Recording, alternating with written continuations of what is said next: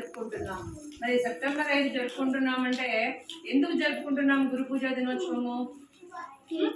ఈరోజు డాక్టర్ సర్వేపల్లి రాధాకృష్ణన్ గారి పుట్టినరోజు.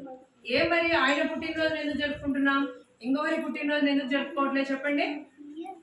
ఎందుకంటే ఆయన ఒక సామాన్య ఉపాధ్యాయుడిగా ఉండి ఎన్నో గొప్ప పదవులు అలంకరించాడు. ఆయన ఎంతో గొప్ప స్థాయి ఏమన్నాడంటే కాలేజీ నుంచి రిటైర్ వెళ్ళేటప్పుడు అలా మామూలుగా అప్పట్లో వీళ్ళేవు కదా అప్పట్లో గుర్రాలు ఉండేవి. గుర్రాలు ఆ గుర్రపట్టి ఊరేగించాలనుకుంటే ఆ గుర్రాన్ని తీసేసి స్టూడెంట్స్ ఆయన మోసుకుంటూ వదిలిపెట్టారు అనమాట. పక్కన లాగుతారు కదా బండిని.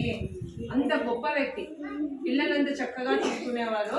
తర్వాత ఇది జాతీయ ఉపాధ్యాయ దినోత్సవంగా మనం జరుపుకుంటున్నాం ఈరోజు. ప్రపంచంలో దాదాపు 100 దేశాలు అక్టోబర్ 2న జరుపుకుంటాయి ఉపాధ్యాయ దినోత్సవం. కానీ మనం మాత్రం ఆయన జయంతిని మనం ఉపాధ్యాయ దినోత్సవంగా జరుపుకుంటాం. ఈయన మన దేశానికి ఉపరాష్ట్రపతి స్థాయికి ఎదిగినాడు, చాలా గొప్ప.